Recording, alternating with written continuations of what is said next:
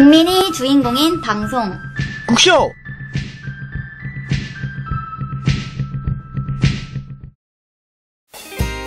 안녕하세요. 국민사랑이의 김계선 미니간입니다.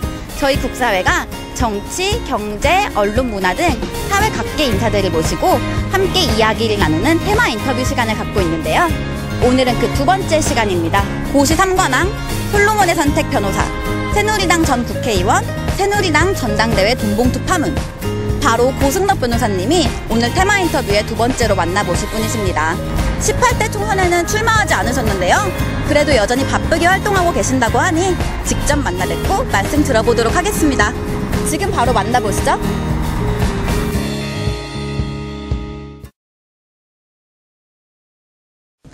항상 인간은 나아지기 위해서 노력하는 동물이라고 하는 그런 생각이에요.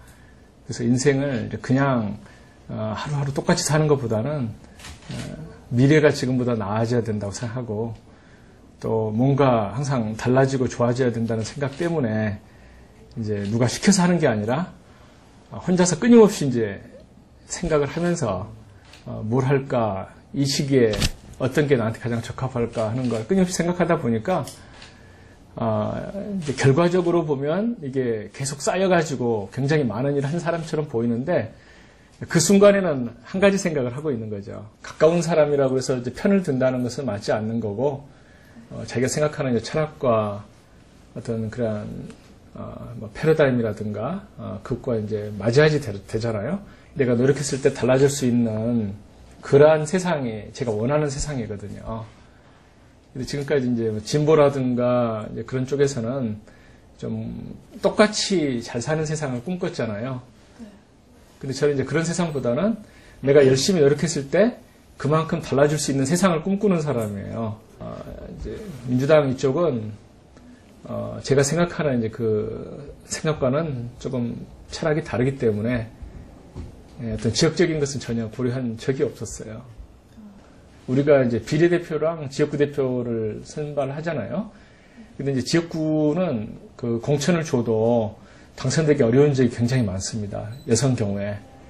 근데 비례대표는 여성이 이제 2분의 1을 의무적으로 하도록 돼 있고 그것도 홀수 자리는 여성이 배치가 돼 있잖아요. 그러니까 그 여성 같은 경우에 이제 비례대표 쪽에서는 이미 배려가 되어 있는 거죠. 제 생각에는 이제 비례대표 쪽 사람들이 조금 이렇게 그 역량을 키워가지고 여성들이 지역으로 내려가는 게 가장 좋은 이제 선순환 구조라고 생각하거든요. 그래서 만약에 이제 여성 의원이 지역구 다닌다 그러면 이제 동네 다니면서 뭐 진짜 막걸리 먹으면서 뭐 전깃줄이 어떻고 뭐 주차구역 좀 옮겨주고 이런 이야기를 하기가 조금 좀 거친 부분이 있어요. 분명히 배려는 필요하다고 생각합니다. 정치 발전이 로드맵이 없어요. 경제는 이제 대기업들이 그렇게 안 한 기업이 없을 거고, 그런데 유독 그 정치 발전의 목표가 없는 데가 정치권이에요. 누군가가 터져가지고 쉽게 말하면 뭐 이렇게 사건이 문제가 돼서 누군가가 뭐 정말 대통령이 사과하는 일이 생기면 조금 뭔가 이만큼 던져줘요. 국민들한테 미안하니까. 근데 이건 국민을 좀 그 바보와 거지로 보는 거거든요. 그게 아니라 이제 국민들이 진짜 주인이라면 우리가 정치를 발전하기 위해서는 어떻게 해야 되는가? 그럼 우리가 몇 년에 걸쳐서 어느 단계를 거쳐서 여기까지 가야 되는가 하는 그 단계를 만들어서 자, 1단계는 언제 어디까지 실현하고 2단계는 하자. 이런 계획이 있어야지 돼요. 없어요. 전혀. 미국에서는 청문회 같은 것이 상시화되어 있고 어떤 소리든지 누구든지 불러서 심지어는 정책에 대해서도 물어봐요. 당신이 금리 정책에 대해서 어떤 소신을 가지고 있느냐. 버냉키 대답해봐라. 이렇게 이야기하는데 우리나라는 조금이라도 민감한 것은 전부 비밀이고요. 국회에 대해서도. 도대체 국민이 감시할 수 있는 그런 제도가 안 돼 있어요. 그러니까 두 가지죠. 국민들이 아직 그 의식이 안 돼서 못 주고 있고 또 한 가지는 정치인을 아직은 못 믿어서 못 주는 것 같아요. 그 권한을 결국은 미국처럼 그 국회한테 줘야 됩니다. 그게 너무 안 돼 있어요. 이제 국민들이 봐야 될 것은 뭐냐면 그분이 어떻게 살아왔는지에 관한 거라고 생각해요. 그렇지 않고 공직자가 갑자기 나타나서 나는 국민을 위해서 일하겠습니다라고 말을 했을 때 그건 어떻게 보면 속임수가 될 수 있는 거거든요. 이제는 우리가 안정된 사회잖아요. 해방 이후에 이제 굴러가고 있으니까. 이제는, 우리 대한민국에서, 남을 생각하고, 사회를 위해서 생각하고, 자기 능력을 자기 분야에서 보여주고, 그런 기록들이 이제 쌓여서 국민들한테 내놓고, 평가를 받을 수 있는 세상이 됐다고 봐요. 내가 국민을 위해서 얼마나 실제로 생각을 하면서 살아왔는가 생각하고, 또 나름대로 뭐 나눔과 기부도 하고, 또 어떤 공적인 내 사리사욕을 취하지 않고 정말 남을 위해서 내 시간과 노력을 투자했는가 그런 것들을 이제 보면 될 거라고 생각을 해요. 그래서 지금 어떤 시험이라는 것이 뭐 주관식 이런 시험이 아니고 그 사람의 살아온 인생의 스토리가 국민들이 볼 때 과연 대통령으로 맡기면 정말 지금까지 해왔던 것처럼 잘할 수 있는 사람이냐 이렇게 평가돼야지 된다고 생각합니다. 긍정적인 부분은 국민들에게 큰 걱정은 안 끼치고 나라를 그래도 좀 안정감 있게 끌고 가고 계시다 하는 것은 좀 평가를 해줘야 될 부분이라고 생각합니다. 이제 우리나라는 이제 고도 산업화 사회가 됐기 때문에 점진적인 변화가 더 맞다고 보고 여기에 적합한 그 사람은 이제 비교적 안정적으로 살아오면서 조금 세상을 더 잘 만들려고 하는 그 플러스 알파를 가진 분이라고 생각하거든요.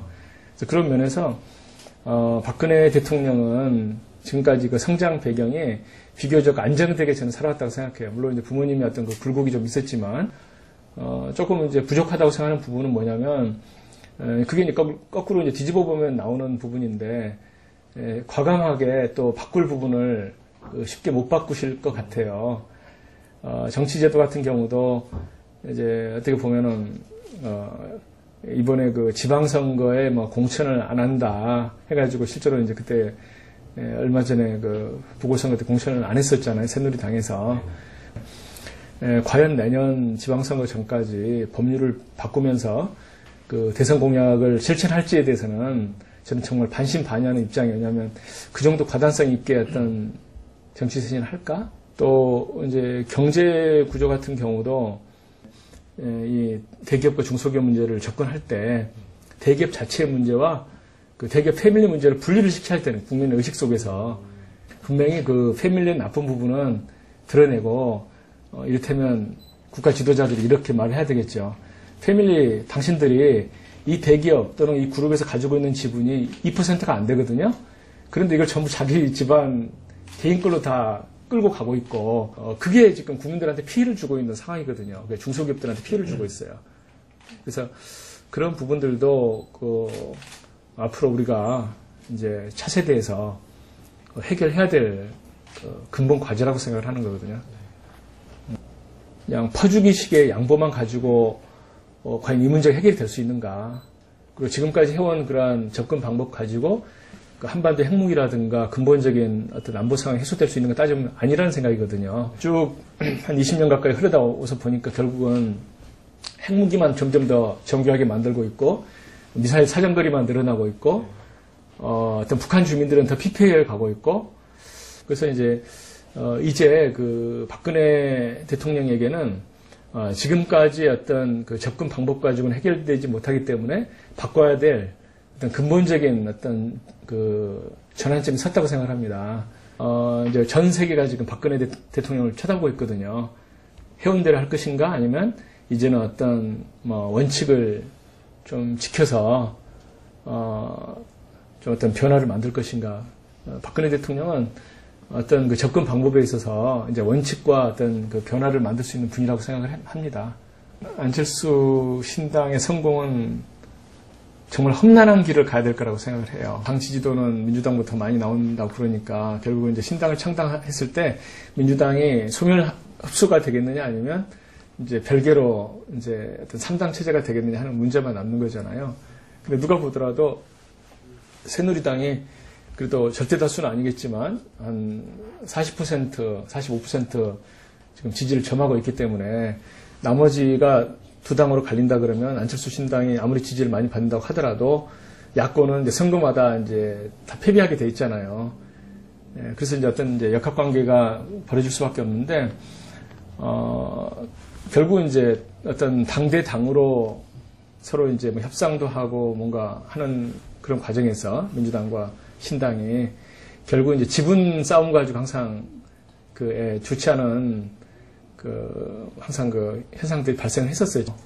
그래서 두 당이 결국은 이제 합쳐서 공조하든지 뭐 합당 아니면은 뭐 어떤 선거 연합을 할 수밖에 없는데 그게 그렇게 좀 쉬워 보이지는 않습니다. 아직도 오해하시는 분들이 많다고 저는 생각을 해요. 그리고 그 부분에 대해서는 제가 이제 해명을 하려고 노력을 했지만 그게 순수하게 받아들여지지 않았던 것 같아요. 왜 이 문제가 불거지게 됐느냐? 그 부분은 제가 몇 달 전에 이제 칼럼을 썼었어요. 서울경제에다가 정치개혁의 시리즈된 칼럼 그걸 쭉 쓰는 과정에 이제 전당대회 유감이라 그래가지고 그 당시에 이제 박근혜 비대위원장이 등장하면서 한나라당이 좀 이렇게 급변하고 있는 상황이었거든요. 근데 저는 친이 친박을 떠나서 전당대회가 문제점이 많다고 하는 생각을 18대 내내 했었던 사람이거든요. 그래서 적어도 전당대회는 두 가지를 없애면 좋겠다. 한 가지는 적어도 돈 이거 없이 깨끗하게 좀 했으면 좋겠다. 또 한 가지는 이제 소신대로 이렇게 당의 지도자를 선택하면 좋은데 그게 아니고 어떤 개파 줄세우기처럼 돼가지고 이제 미리 다 줄서기 있다 표를 다 보이고 나는 누구 찍습니다 다 서로 미리 다 표를 다 까놓고 표가 다른 사람에 대해서는 굉장한 미움 국회의원들마저도 소신대로 투표를 못하고 또 정말 만약에 천문학적인 돈이 들어가는 전당대회라면 돈 없는 사람은 대한민국에서 지도자 하지 말란 법이냐. 더구나 깨끗하게 할 사람이면 지도자가 될 수 없다는 말이냐. 그래서 그게 이제 저는 문제가 많다고 봤어요. 그래서 그 시점에서 전당대회를 하다가 만약에 어떤 그런 또 사단이 벌어지면 새누리당 끝난다라고 하는 차원에서 이 옛날 이야기를 하면서 돈 그다음에 줄 세우기 이거 없는 그런 전당대회 그러니까 개선을 하자라고 하는 이야기였어요. 그러고 나서 저도 정말 내가 아무리 정치개혁을 외쳐도 들어주는 사람 한 명도 없구나라는 생각하면서 이제 다른 일에 신경을 쓰고 있었을 때였어요. 그랬는데 이제 종편들이 시청률 경쟁이 벌어졌잖아요. 새로 이렇게 하면서 그러면서 약간 이제 이슈를 만들어낸 거죠.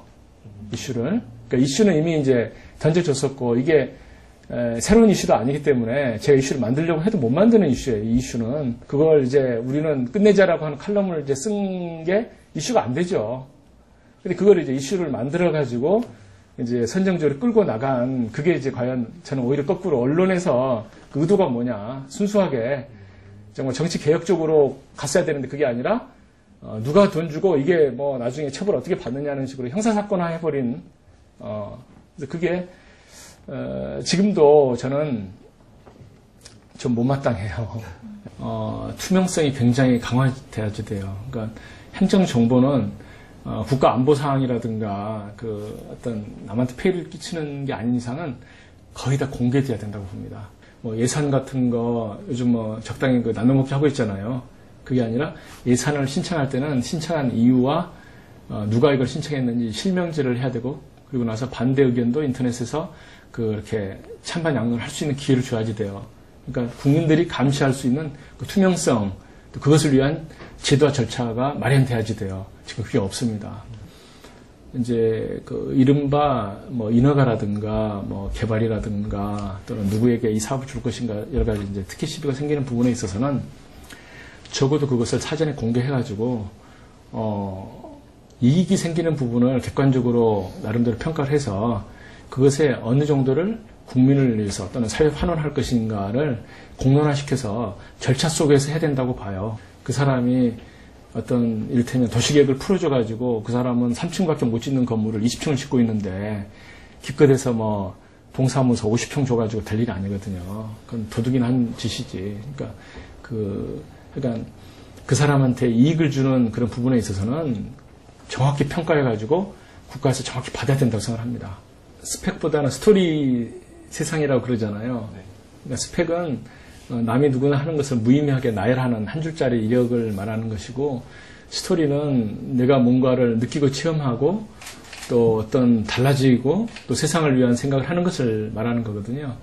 하다못해 뭐 남들은 1000시간 할 때 나는 이를테면 20시간을 하더라도 이 20시간이 왜 사회에 의미 있는가를 생각하고 봉사활동하고 그 효과를 느끼면 그게 그 사람의 큰 스펙이 되고, 취업이라든가 여기서 판단하는 사람도 이 사람은 단순히 그냥 시키는 것만 아까 C급, D급으로 그냥 몸으로 나는 뭐든지 하겠습니다. 이 스타일이 아니라 진짜 우리 조직과 우리 회사와 또는 크게 보면 이제 이 경제를 더 잘 만들 수 있는 사람인가 아닌가, 그건 이제 결국 A급 내지는 B급 정도는 돼야 되겠죠.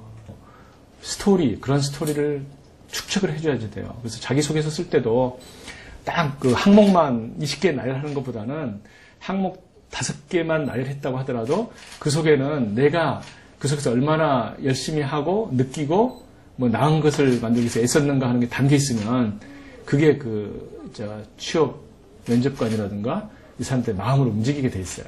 대통령도 앞으로는 그냥 나는 좋은 교육 받고 세상에서 착하게 살았다는 것보다도 이제 좀 더 스토리가 있는 사람이 대통령에 적합하지 않을까 싶어요. 모든 권력은 국민으로부터 나온다는 헌법 원칙. 우리 국사회의 모토이기도 한 이 가치가 잘 실현되기 위해서는 우선 지역구 국회의원 공천 과정이 지금보다 더 투명하고 공정해야 하며, 우리 국민에게 국회나 정부에 대한 감시권이 더 보장되어야 한다는 고승덕 변호사님의 말씀. 아마 대다수의 국민 여러분들도 공감하실 것 같은데요. 앞으로 어떤 정치 쇄신안, 당내 개혁안을 내놓을지 국민의 감시가 필요할 때인 것 같습니다. 이제는 스펙이 아니라 스토리다. 여러분의 아름다운 인생 스토리 하루하루 잘 가꾸어 가시길 바랍니다. 오늘 국사회 테마 인터뷰 고승덕 편은 여기서 마치겠습니다. 다음 테마 인터뷰 주인공은 전 창조한국당 대표 문국현 님입니다. 테마 인터뷰에 관한 의견이 있으신 분들은 국사회 홈페이지 www.peoplelove.kr 자유발언, 자유제안 게시판에 남겨주시길 바랍니다.